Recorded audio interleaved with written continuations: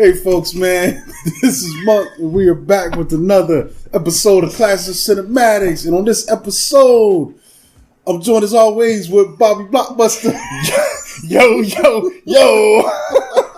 I've been practicing on that all morning. We're going to keep that in there, folks, man. No editing. No editing. And we're here to talk about the classic films that shaped and warped us as film viewers, man.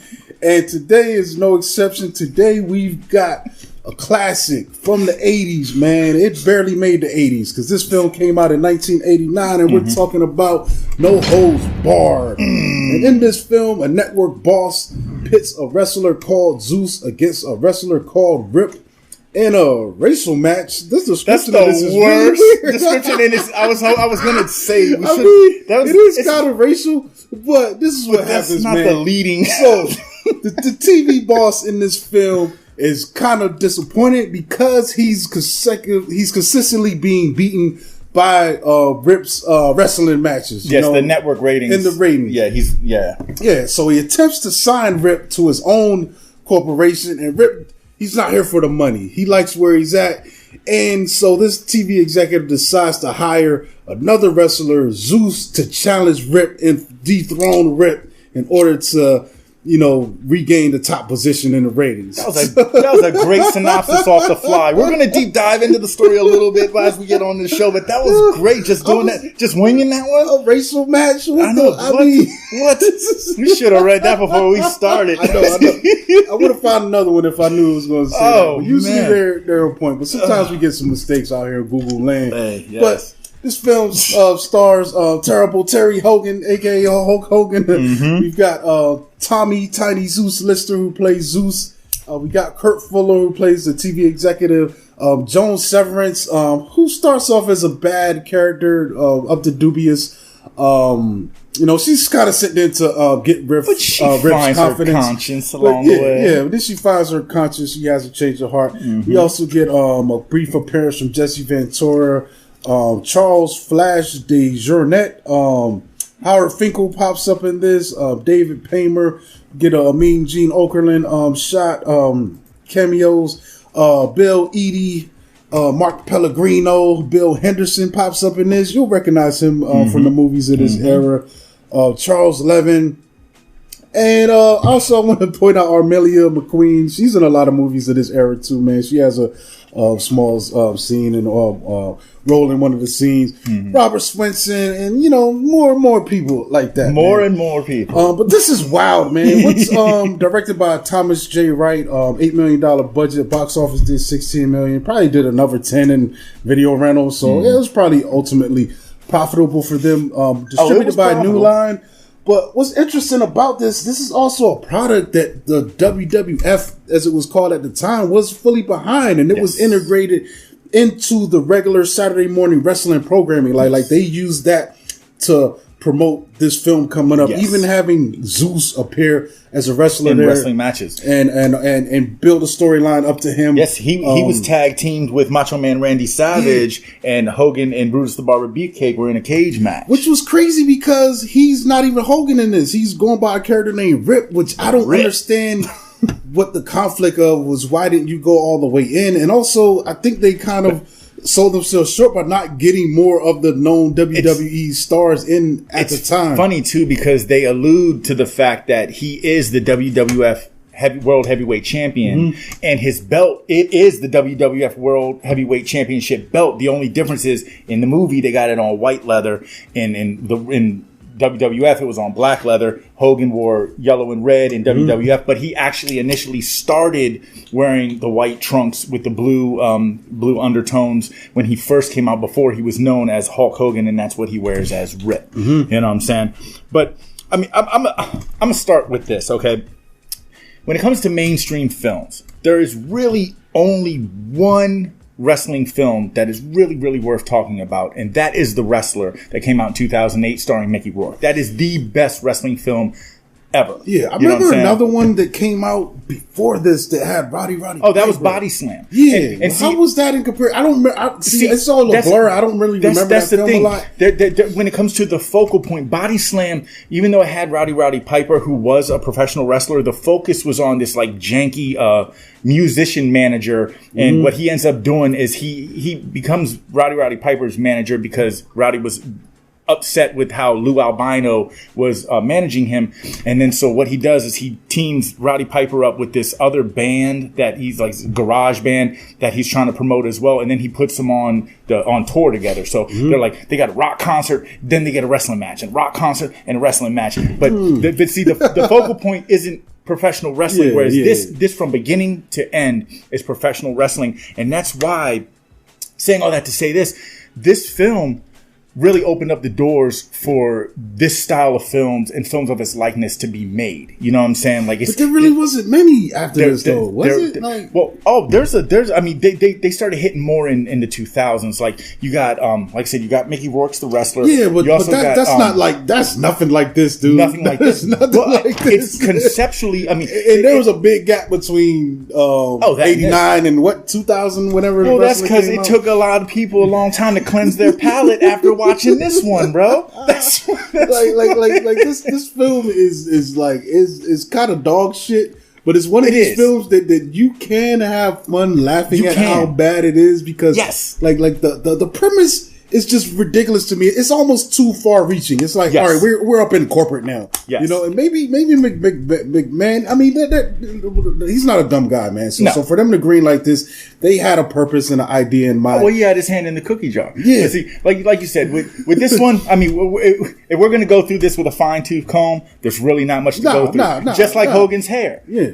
Right? Yeah, but I just got to point out some of the ridiculousness of it. Because like even the premise, like going into the corporate, that's an interesting angle when it could have just been more ground level. Like I'm the champ and this other guy wants to dethrone me. But I don't know what was going on. If he instructed the writers to go that route or what. It's really weird. Yo. We're going to get into that too, man. We're going to get into that too, dog. But I will say this, man. The quality of this, the writing is dog shit. It feels like things you would see on a month-long run of SmackDown back in the day. They just chopped up all the skits and put them and made a movie around it, and it culminated in these matches.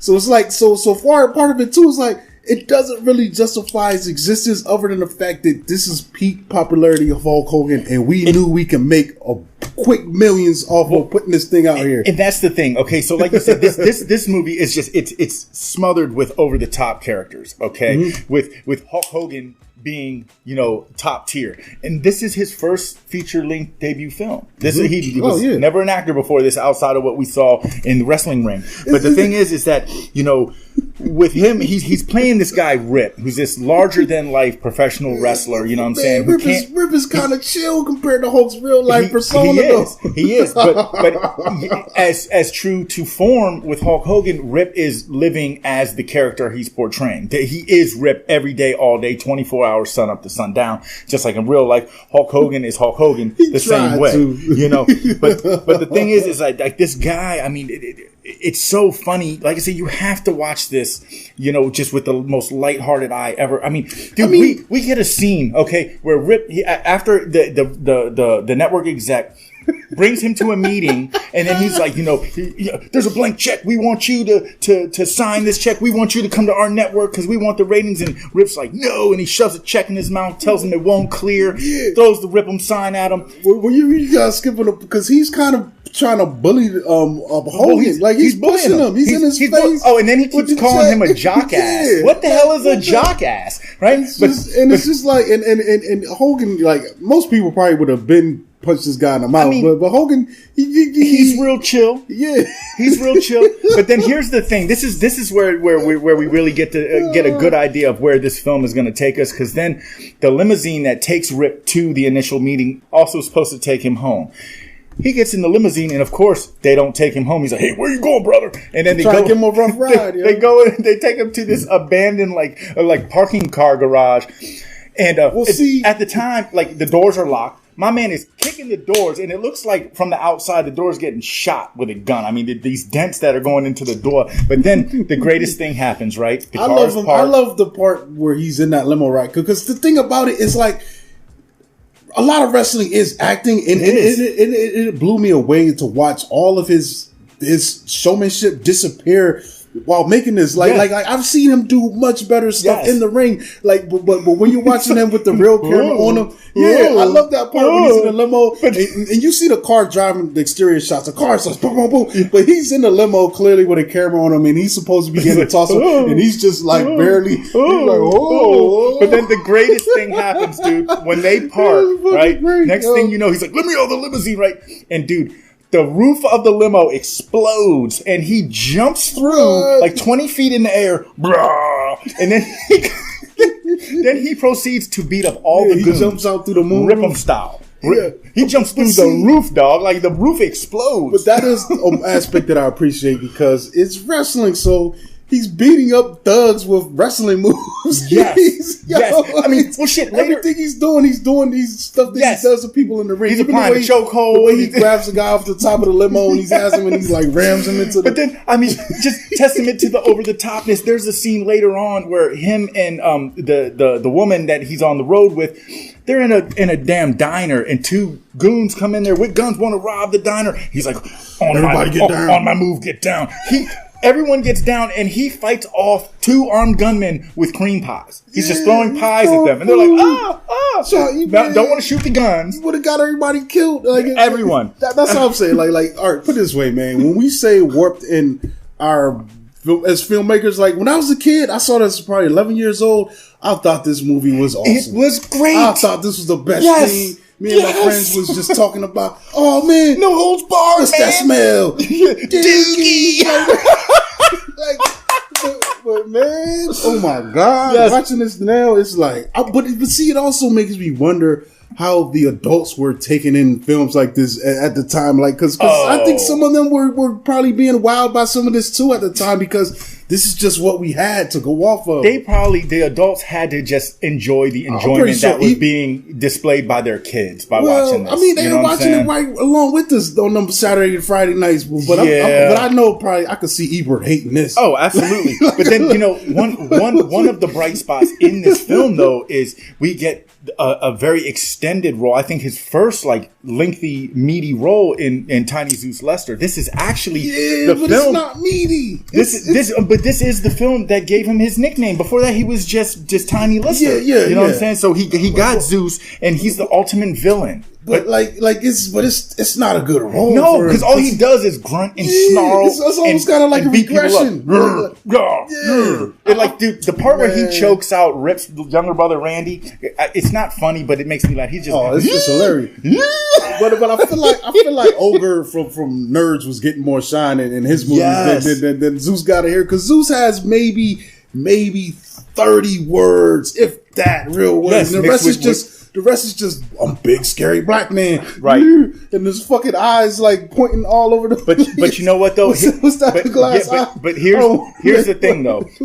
Zeus is really tapping into the villain aspect of this, and on in a different scenario, on a different platform, this character could sell. I don't know, in a movie like Friday, where he was actually, the demeanor wise still the same, has more dialogue, but the effect was there. But also, I feel like they respected him more in Friday. Damn right they did. This feels very exploitative. We just got to get the biggest, scariest dude we got. Yeah. But I mean, it makes for what works in this film for that confrontation for this film. Yes. But let me ask you this: who do you think will win that fight in real life? Zeus. Zeus all day, bro.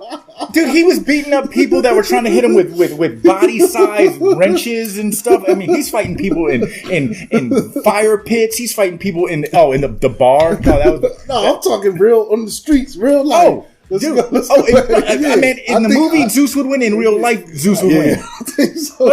And I think it was even quoted in these notes that I got, this stuff I read. Zeus said one of the hardest things for him about making this film was having to let Hogan catch the W because he knew he could smoke him in real life. I mean, it all goes all over the place. Like I said, man, I don't know what was behind the the making of this, why we didn't get more WWE star, why he wasn't Hulk Hogan, why none of that WWF stuff was incorporated. I don't know if you were able to dig anything up. I am. We're gonna get into that too. But before we get into that, the only other person that's really worth talking about in this film, the only other actor that I did appreciate was Kurt Fuller, who played Brell, the network. Oh, I loved him. You need a bad guy. You need a bad guy. And he leaned in. He was the big bad. You know what I'm saying? Whereas Zeus was kind of like he was the Geppetto to the puppet, whereas Zeus was like the one that was being manipulated and mind. He did all the classic villain stuff before. Like he even had the villain eyes. Like whenever he did something sinister, he'd look. Yeah, this is definitely a wrestling B movie. That's what this is, man. So like, I don't even put this in the same category as a Wrestler. Wrestler was trying to make a real movie. Like this is nothing near. No, dude, this is just a quick cash grab exploitation. Speaking of the story, dude, it's quick weekend. It's as simple as cooking SpaghettiOs, dog. Mm-hmm. It's you're good versus you're bad. And it was, like you said, you hinted on this. It was a promotional stunt by WWF at the time to actually promote what would have been a fight between Hogan and Zeus in WrestleMania 6 in 1990. Mm-hmm. And the only reason why that match didn't happen is because this film flopped in a major way. And that's the thing where when you have to point the finger, all fingers point to Hogan. Because, see, what happened was he was initially unsatisfied with the script. And he was... I don't blame him. He said... No. It gets better, bro. He said, I was unsatisfied with the script. So I rewrote the script. And that was the product that was delivered to us. So this is Hogan's doing. What we see on screen, Hogan wrote this. Yeah, I would be curious to see what I would love to see what the original script is. But then this film was also co-produced by Vince McMahon. Mm-hmm. That's why, like, on the DVDs, you get the WWF logos and everything. I mean, so it was very plain to see that it was just a ploy. A publicity it worked at the time, because we were all, like, at least as a kid, we all wanted to see it. We were watching this thing every Saturday morning. There's probably a couple pay-per-view tie-ins and teasers. Zeus was even showing up in the promos, running around, cussing Hogan out every Saturday morning. He was. And it's funny to me, though, because one of the things, I mean, this is a PG-13 film, and this is at the height of Hogan's career. This is when they had the WWF cartoon where you see him on infomercials with the blender. He's like, "Yeah, little brothers, say your prayers, eat your vitamins, respect your parents." Yeah, but so his target audience was the youth. But it's funny when you look at this, because this film had like a high violence level where. There was a lot of people getting just beat the crap out of. There was an attempted rape and there was murders happening. So it's like, that's not going to keep people from taking their but see, that's also this is things that you can get away with in the 80s. But I think being ripped, that's not even Hogan. It's not even Hogan. And the confusion of that, like, you got this guy Hogan always wants the yellow. He's in the Showing Up on Saturday talking about him, and you got Zeus versus Hogan. And in this movie is some guy named Rip. Who the hell is that? So it's like Hogan's alter ego, which that's why I also think that the film didn't hit as heavy because it was this cross character, which then that also, as children, it establishes the level of fakeness that it is. Because how could Hogan fight Zeus? And how is Zeus still the same character, but Hogan's two different people? You know what I'm saying? He doesn't have a twin. Yeah, it was real confusing. But one thing this did do is, like you said, as a little guy, for me, it really enhanced the entertainment value that is professional wrestling. Yeah, it injected that. It was just more wrestling for me. So like when and at the time I liked Hogan and I thought Zeus was a heel and you just wanted to see that matchup. So and seeing the movie. Just being that young and having imagination, filling in a lot of the gaps where now I'm older and I've seen a ton of shit, and my critical mind is like, this was like, nah, buddy, this ain't. But as a kid, it makes sense, man. Yes, as a kid, it worked for me. As an adult, not so much. But then again, I don't watch professional wrestling anymore either. You see what I'm saying? And this is not a knock on professional wrestling or the wrestlers. I was thinking about getting back into it. I got out of it in the night after Stone Cold and The Rock wasn't in it no more. I just kind of fell off. You know what I'm saying? But the thing of it is that when it comes to films like this, there is so much unintentional comedic value. You watch definitely. this movie, it's so good because it's so bad. Okay, like I laughed the whole way through. Like you do not take this film seriously. Do not watch it with a critical eye. This is one, man. Just drink a couple beers, hit a joint, whatever floats your boat. You know what I'm saying? Get nice and feeling good. If you get a whole rotisserie chicken, eat it while you watch this. If that makes you feel good, you will laugh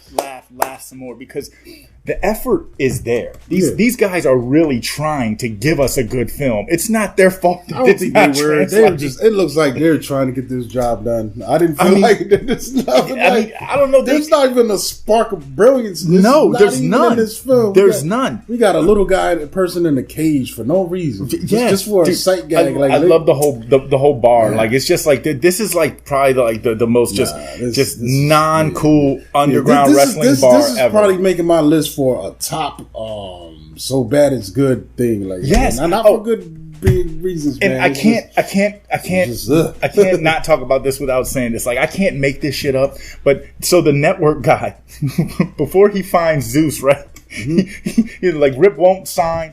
And he goes to this bar where they have underground wrestling matches. Yeah, so they're still making us feel like this wrestling world is real.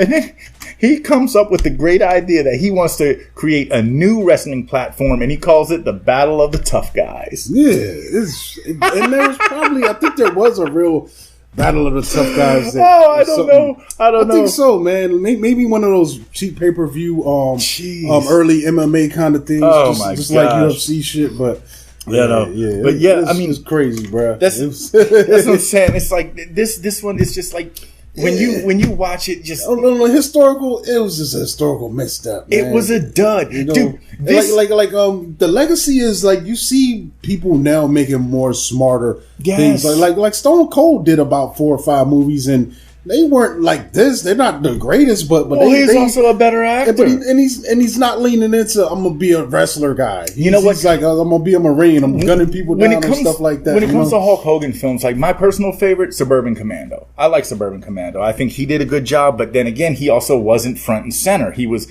secondary to Christopher Lloyd, Shelley Duvall. Yeah, he put some people around him. Yeah. You know what I'm saying? That's what I'm saying. Nobody around him. Other than an executive that was pretty good in this. That's it. And Zeus was not a household name at that point. And like you said, they just kind of they kept him in a box with his character. You know what I'm saying? But this, like when it comes to this film, dude, this is a participation medal when it comes to filmmaking and the movies. I mean, A for effort. You tried. They did make money. They didn't lose money. So, with all that being said, I mean, is this, we normally try to bring up like films that are, high profile, certified classics by the masses.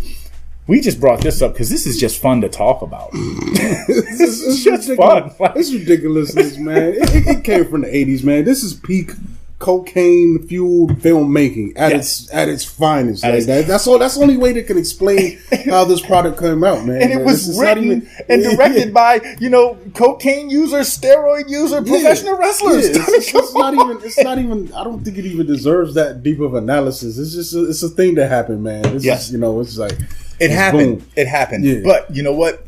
Without this one dropping the ball the way that it did, but opening the door as the ball fell through it. What are you saying? Without this dropping the ball, we wouldn't get more ball droppers? No, I don't think that anyone would have. There's would no have tried. Historical legacy. I don't think the wrestler would have been made. I think the wrestler probably gets made. I think that people would have still been scared. I think the wrestler came out of ECW era, and it's maybe supposed to be based on Jake the Snake, man. Yeah, that's wrestler. Part of it too. But maybe he did because we started seeing them documentaries that got behind the curtain. That's true. Not the WWF. That's pursued. True. Remember they used to make those fluffy videos that would come out on Warrior, and it'd be all the cool shit. None of this. When we start Beyond the Mat and them things started coming Dark out, Side of the Ring. I think that's what inspired Aronofsky. When we started seeing the dark side, and he was like, "Whoa, there's a story to tell here. Not this, not a no holds barred." Well, the cool thing is that when you have this as a reference point, all you got to do is tell yourself, "Hey, if I make it better than this, we already won. We already won. Rip them." Don't make it like this, man. Oh my god. Yeah, I think that's enough. We gave No Holds Barred enough time. this week, folks. I'm watching at your own risk. If you are the type that can't enjoy a bad movie, then this is going to be a lot of fun to you, man. Because you can rip on this thing in so many ways. From beginning to end. It's just full of ridiculousness. If you don't like bad movies, then you probably want to stay away. Yes, and to your point, it has no rewatchability. It has no significant value whatsoever. The only thing about this movie, it actually happened. Yeah. And they actually have DVDs. You can really find them, and they have shirts. I own one. So I mean, it happened. It was there. Is it a significant part of movie history? Absolutely not. I got one quick question before we get out of it. Has any hold ever been barred in wrestling? That's just another marketing thing. Has any hold ever been banned? Like you can't do a DDT in this match. You can't. So this is even the title is insane, man. And neither one. Like when I think no holds barred, I'm thinking of a submission move. I mean, Zeus just chokes people, and Hogan's his finishing move is a double axe to the head. Well, he kicks the ref out of the ring in the first 30 seconds. You know what? So I'm glad we brought this up, because the only other thing that makes me wonder about this film is what the hell's wrong with the fans, dude? At the end, Hogan catches two bodies in front of him. He throws Zeus off of the top floor through the ring, right? And then the network guy gets electrocuted, and the skybox, and everyone's cheering. Yeah, but we want blood. Like that might be the one piece of art in this. Maybe they were trying to make a statement about the old gladiator times and how we just scream for blood. Remember Joaquin Phoenix when he did that weird ass lick? You know, he was like, looking like he did the Hannibal Lecter fava beans. He did the fava beans. He did. Oh man, that's what he had in his goblet. I think that's it, man. Oh man, let's wrap this thing up, man. Oh gosh, no holds barred. 1989, bro. It happened. Yeah, man. Catch us at Classes of Cinematics on Instagram, and follow me at Monkey Blood on Twitter and Instagram. And this is Bobby Blockbuster. You can catch me on Instagram at BobbyBlockbuster.com. Yeah. All right, folks, man. We out here. Oh, my God.